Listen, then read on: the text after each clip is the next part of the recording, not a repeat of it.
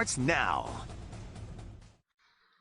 Well, hello. Happy Monday, everyone. Alyssa Orange here alongside Mike Irwin. First and foremost, Mike, how was your weekend?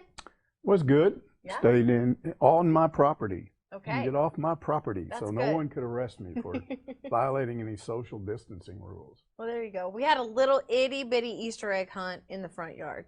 So that was the extent of our fun this weekend. So glad to hear it was well. This is another edition of Ask Mike. We also are on Facebook Live. So if you think of a question off the top of your head while you're watching, type it in. We will also answer it. But we also have these that were submitted to us on Hogville. So let's get to it. Okay. I was there in 1969, wants to know, Mike. With the talent we will have coming in, I think if Isaiah Joe has a great year, we can make the Final Four. Do you? Well, the key word there is can. Yes, they could. I wouldn't rule that out. I would say it would be highly doubtful. I think this will be a better team next year. And I think if you talk about and this is a good example of expectations. I mean, I think people were so excited with what Eric Musselman did with that team last year, as limited as it was, that now they're thinking, well, man, we got all these really good four-star players coming in, and we got grad transfers that sat out that are going to be available, and we got another grad transfer and maybe another one after that, and wow, this is going to be really good. And so there's higher expectations, but I wouldn't set it that high. I would say that if they got to the Sweet 16, that would be fabulous, because Arkansas hadn't been there in forever. I mean, it's been a long time, like in the 90s, back when Nolan was the head coach, since Arkansas has been to the Sweet 16. So I would say no Final Four, and then if there are, I'll just be wrong. Okay. All right. Question number 2. Lanny wants to know, how do you see the 2020 football season? Will the season happen? Will it be shortened? Or could they crown Alabama the national champs this summer? Yeah, I don't think the Alabama thing is going to be necessary. You know, I can't remember if we talked about last week what Sam Pittman said. I don't think we did, but Sam Pittman was on a Memphis radio station last week, and he said that he thought there would be a way to take this normal summer workout period. And what normally happens is you get these athletes coming in after spring football, coming in June, and they've got an X number of workouts they're allowed to have. And I don't know how many it is, I've forgotten. But I think it's 2 or 3 a week, all through the month of June. And he's saying, and the coaches can come out there maybe 2 or 3 times and watch them, and they're really limited on what they can do. I don't think you can go out there and show them how to run plays or whatever.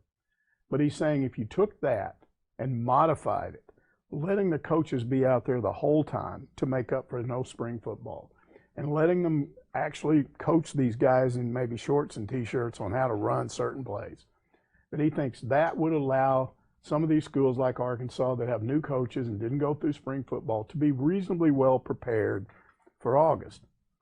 Then he was asked, well, what happens if they don't allow that? And he said, we could still come in August. And August 1st, I think is what he said. He still talked about what happened in the old days, and I well remember this. You didn't have athletes staying in school all summer. Some did, but most athletes went home and had summer jobs. And then they came back and they had to go through what was called the preseason conditioning test, just to see if they were out of shape, if they couldn't do certain things. Then they had to go work out more, and the idea was to get them back in shape. And he said, we used to bring these guys in August, and we still played football. So if we had to, as long as everybody's under the same rules, we could do that, but it would be better if you just started this thing in July with the working out. Now, what I've told people is I don't think Sam Pittman just pulled that out of his left ear. I mean, he's talking to Hunter Yurachek. Yeah. Hunter Yurachek's talking to Greg Sankey, the SEC commissioner, and they kind of know what's being talked about. Yeah. So I don't think he would have even brought that up if there wasn't at least a chance or some thinking that could happen. Now, Chris Fowler, I guess he's still with ESPN. I don't know. I can't follow these guys all the time. But he pops up on Twitter today and says he's hearing it'll be a delayed season like November, or they might even play college football next spring. This is what bothers me. When people like Herb Street and Fowler start popping off about stuff they don't know anything about, I promise you. But why do you think they don't know what they're talking about? Because I don't think anybody knows this early what's going to happen. If you're sitting there, what he implied was that coaches, ADs needed all this time in advance to make a decision. So they had to know months in advance what that's nonsense. you want that, but if you want the revenue from a college football season, you can come up with a last-minute plan. Mm-hmm. And if we go into August and they've just now cleared to play football in November, don't tell me that some athletic director is going to sit out there and go, I didn't get enough notice. We're not going to have a football season. Your football program, your entire athletic department goes down the drain financially if you do that. Mm-hmm. So I promise you, if they have to make last-minute adjustments, they'll do it. Mm-hmm. So to sit here now and predict what's going to happen 6 months from now, I've always said that's irresponsible because none of us really know. And the truth is, Pittman didn't know when he said that, but I think he's speculating based on what he's hearing, and I don't prefer to follow these doom and gloom scenarios where you're going to play college football in the spring while we play basketball and all this other stuff. Sure. That's completely nuts. Yeah. You don't think that they're hearing those maybe from their sources inside the NCAA? Oh, I think there may be some athletic directors out there, especially in the northern schools, that are saying that. But that doesn't mean that's how college football is going to be run. Okay. All right, here we go. Hog fan in Texas wants to know, with the limited number of scholarships for baseball, are there any grants or other ways a player can play college baseball when they cannot afford to pay their own way? What happens to all of these players? Do private schools like Vandy play by the same rules? I don't think it necessarily has anything to do with private school, but a school like Vanderbilt, for instance, which has a really good academic reputation. If you got a kid out there that's a really good baseball player, high school baseball player, and he's smart enough to get an academic scholarship, sure, they bring him in under an academic scholarship. He plays baseball as a walk-on. So that happens. Then you have states like Arkansas that have this lottery, this scholarship lottery thing where they take the money from the lotteries and you apply. If you're under a certain income level, your parents can apply and you may get that scholarship, and it may be used for any one of a number of things. It could be used for an academic scholarship or an athletic scholarship. So there's ways to do this, and some schools use it more than others, but here's the whole issue. Baseball is a under-scholarshiped sport on the college level. Yeah. Anybody that knows college baseball knows you got to have a roster in the 30 to 35 size to really compete. You can't do it with 11.7 scholarships. So coaches have always had to deal with this. And every time it comes up for a vote, guess what happens? These smaller schools who can't afford more scholarships, and they are the reason, by the way, we have 11.7 scholarships, because they outvote the Power 5 conference schools. They step in and vote it out. And so all of a sudden, and look, some Power 5 conference schools do this because baseball is not a big sport at their school. So they don't want to spend a lot of money on baseball. They've already got if you've got a lot of spring sports that aren't bringing in any money and they're costing you a lot of money, then you have to look at that and decide, what do we do here? But at a school like, in a conference like the SEC, where those schools are drawing big crowds and making money, at Arkansas, their baseball program pays for itself. They don't want that. So what's the answer to this? To me, the answer to it is that you let the Power 5 conference schools ditch the NCAA, go off on their own, create their own version of the NCAA, rewrite the rules book, which it's messed up as it is now, rewrite the process whereby you put schools on probation. Now it's just like weird jury system. Group of people sit on that infractions committee this year. They might not punish one school for something. The next year it's other people and they might punish them. So there's nothing uniform there. Okay. They need rules and punishment specified out, not having people just sitting there like a jury, passing judgment on it. So I'd love to see that happen.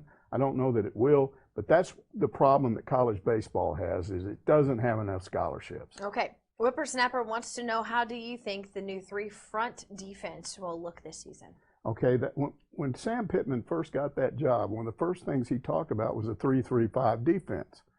And he'd already hired Barry Odom, and I think that's what they thought they would do.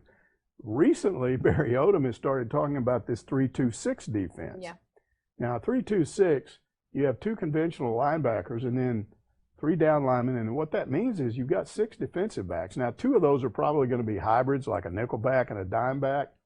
They're going to be used, they're bigger, they're going to be used more for run stop capabilities. But the only thing I can assume is that Barry Odom got here, started looking at video of that defense over the last 2 years, and realized they gave up a lot of gouge plays, a lot of big pass plays through the air, a lot of big running plays, And they said to themselves, we got to be quicker. We got to be more mobile. Well, you're more mobile if you got 6 defensive backs instead of 4. Now, that may not be what they do forever, but what will be interesting to see, and I can't predict how it will look, but what will be interesting to see is if you have a more mobile defense, guys quicker running to run stop, more guys back in the secondary to stop these guys from getting behind them on a deep ball, is that going to limit the gouge plays? Because that's the number one thing that defense has to do. Stop giving up these huge 45-yard runs for touchdowns to people like San Jose State, and stop giving up these long bombs. Okay. All right. Here we go. Where are we? Here we go. Pig's feet. Pig's feet. Yeah. Okay. Pig's feet. All right. In the Hogs' highly ranked 2020 basketball class, do you see any of these players as being one-and-dones, or do they think that they are? Will Coach Muss still recruit grad transfers? Does this concern any of the guys in this class? Yeah, I think there's one that's already backed off. One of the commitments has already backed off and reopened his recruiting, and that may indeed be based on some of the grad transfers that Musselman's been pursuing.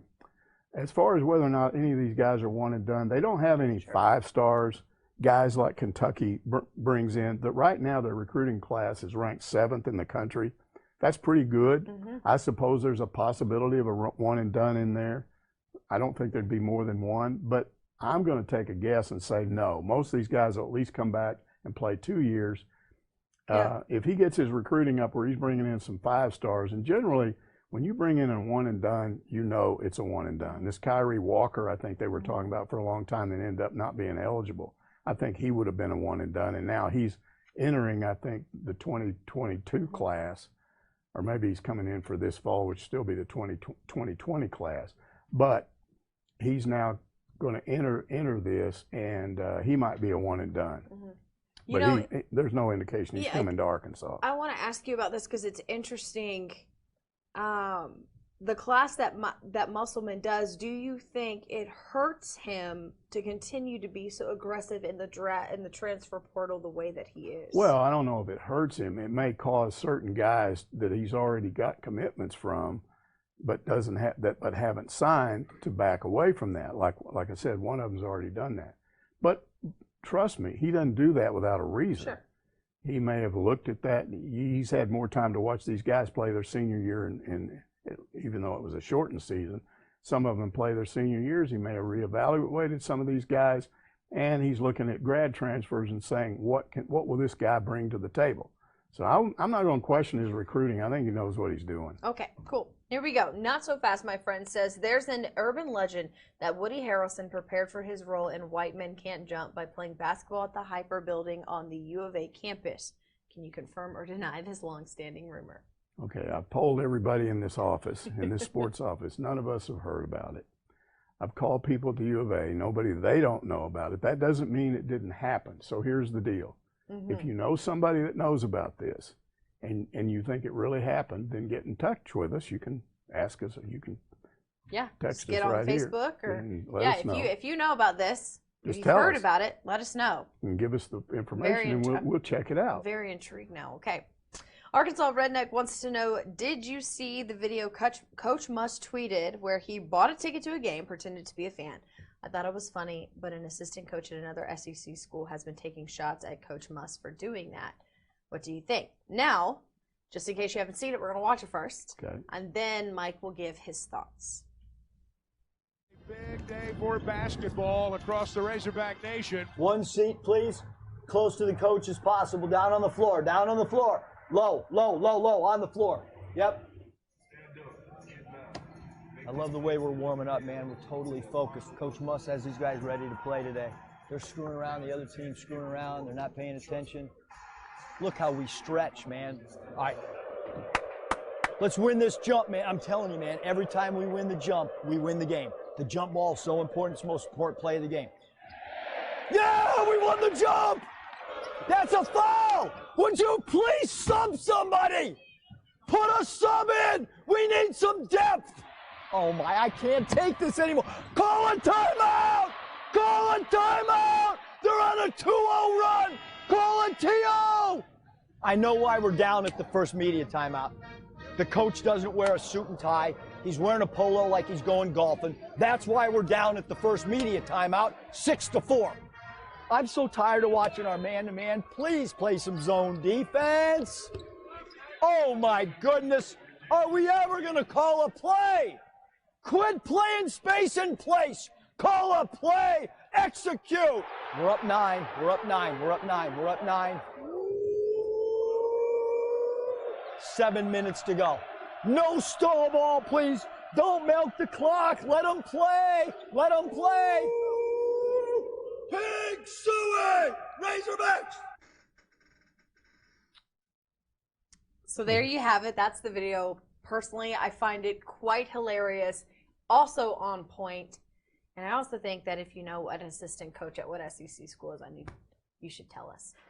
I believe it's Tennessee. Okay. Um, Former player Mike Anderson of Missouri. Okay.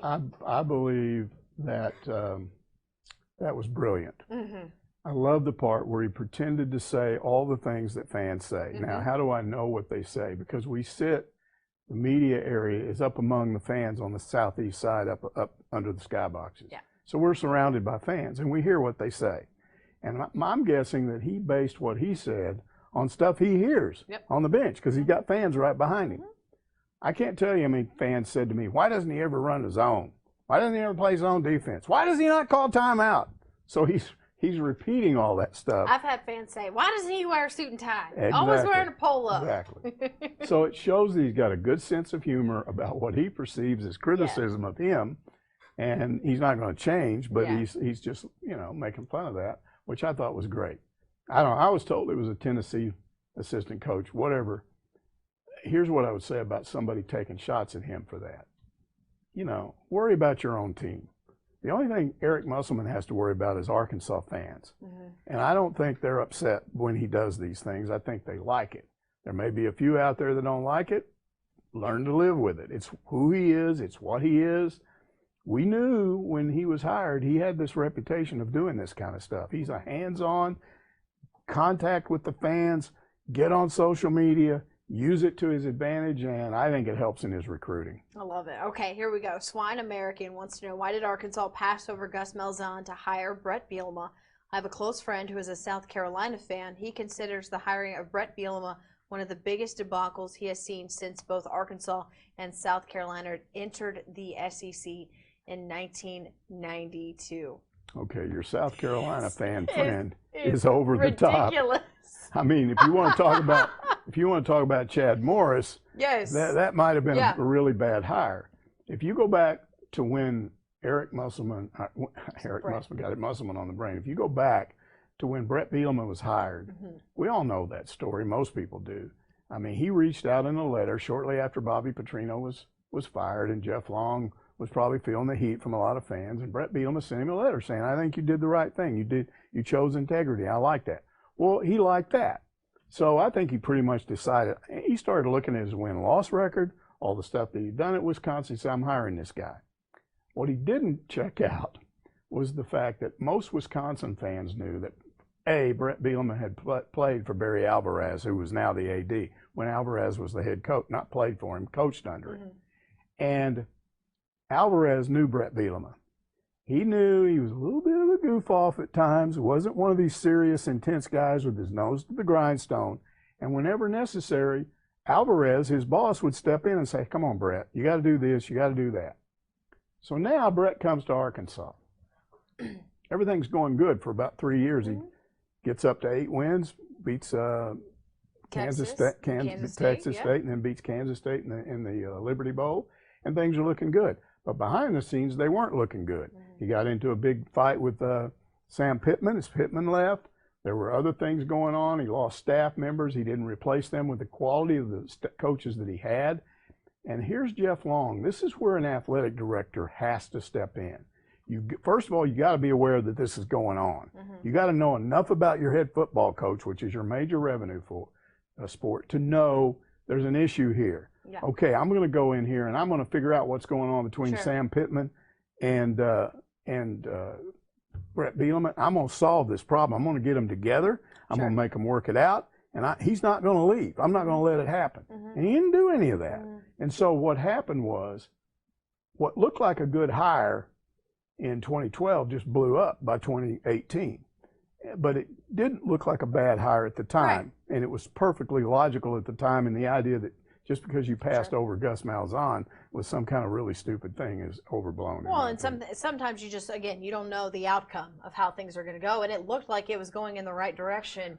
Bret Bielema had a much better proven track record as a head coach than Gus Malzahn did at that time. Yep. And I think Swine America needs to go look at his South Carolina friend and tell him to look in the mirror and ask Will Muschamp what he's done for him lately. Yeah. How about that? That's okay. Good. Here we go. Spud Snyder wants to know who will replace Mason Jones on the roster. I don't think there's going to be any one player. I think it'll be several players. This will be an entirely different type of team next year. You're not going to have a guy that scores 30 points 7 or 8 times. You're not going to have a guy that scores plus 42 times. That happened because they didn't have a deep roster. There were nights when, we saw some games where Isaiah Joe wasn't even out there. We saw some games where Jimmy Witt, they were targeting him. Mm-hmm. So Mason Jones realized he was the only guy that could score, so he took over. And there are teams like that all the time out there. You know what usually happens to them? They don't have good seasons. Sure. It's not good when one guy's scoring all the points. Yeah. So this is going to be a better basketball team next year, but you're not going to have one guy like that that's scoring that many points. So the answer is no one player will replace him. Okay. I have a question because we got a comment by Grant Rogers of, hey, we're on Ask Mike, so fair game.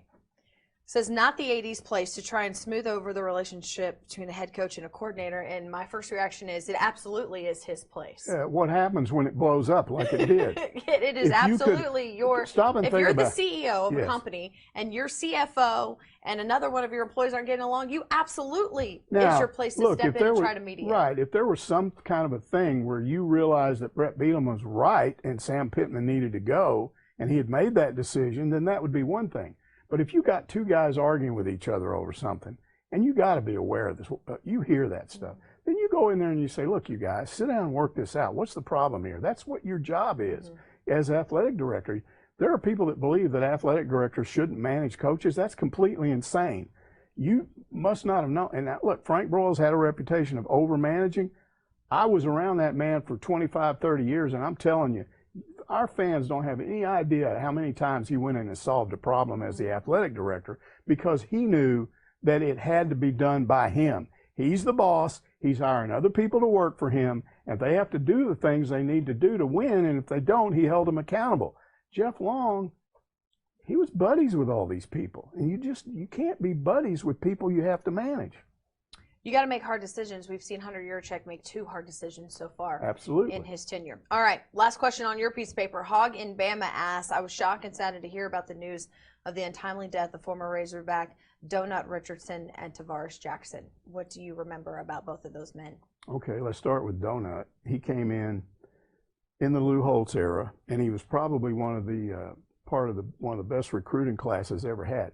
6 of those freshmen that year ended up starting against Alabama in the Orange Bowl. That's how good that class was. Now, they didn't all start early on, but Donut did. And his teammates will tell you that they learned about him in August camp preseason because he played as hard in practice as anybody would do in a game. And that's probably why he earned a starting role right off the bat. The guy was very intense. The problem that they had with him was that he was so good that he started getting attention early on. The sports information people want to publicize him because fans want to know all about him. Sports writers and sportscasters want to do stories on him. And he wouldn't talk to any of the sports information people. They'd ask him a question. He'd just sit there and look at them. So there was nothing they could do. Now, Rick Schaefer said they finally figured out that he was a little bit of a jokester, and he was kind of messing with them a little bit. But I also had Robert Farrell, who was one of his teammates, said that he really didn't like to talk about himself. He just didn't think that was a big deal. He just wanted to play the game. He never did really turn into a guy that would talk to the media all the time. He got to where he'd say a few things. But there's video of him. We came across this piece of video that we got from Jim Borden, who's got all the archives from those early games and early season.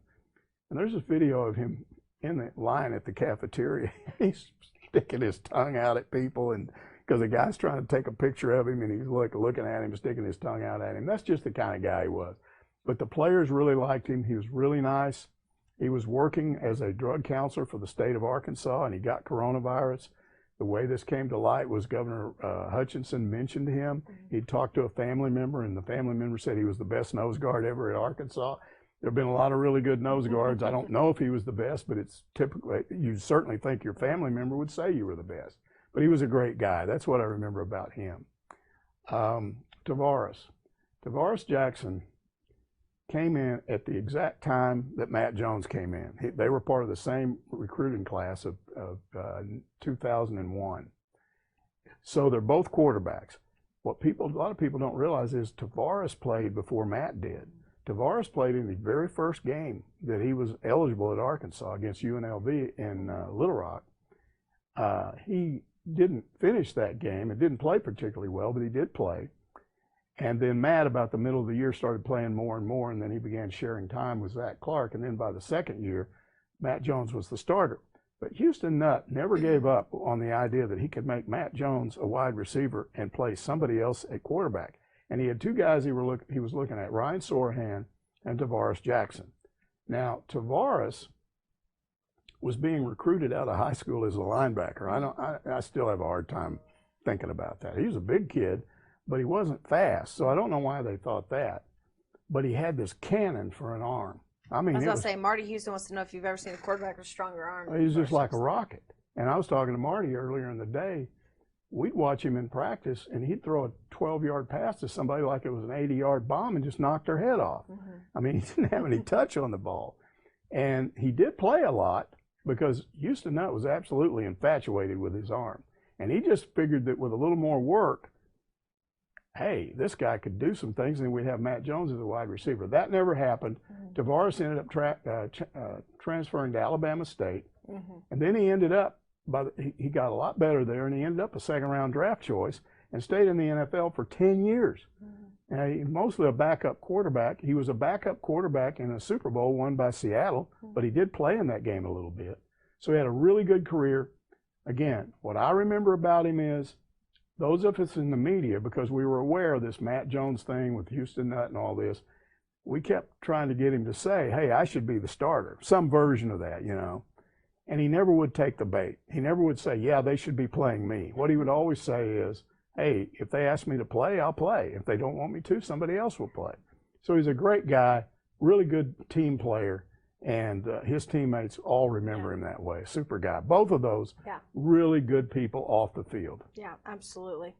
Really sad too, but again, within a week of each other, that's bad. Absolutely. And Grant said, how'd that work out for Broyles and Nutt? And I'm going to tell you what, Grant, we could be here another 30 minutes if you want to talk about Broyles and Houston Nutt and Gus Malzahn, and I'm not doing that to myself. I would be here, Mike ranting, for another 30 minutes. So, sorry, I'm going to have to cut you off on that one. All right. We all know that story. We've heard it from Mike a million times. Maybe another day. Maybe another Ask Mike. That'll be the only thing we talk about. Thanks so much for watching on this Monday. Hope to see you right back here next week. And remember, if you have a question for Mike, just go over to Hogville, go to the Ask Mike section of the forums column, and ask your question. We'll see you next week.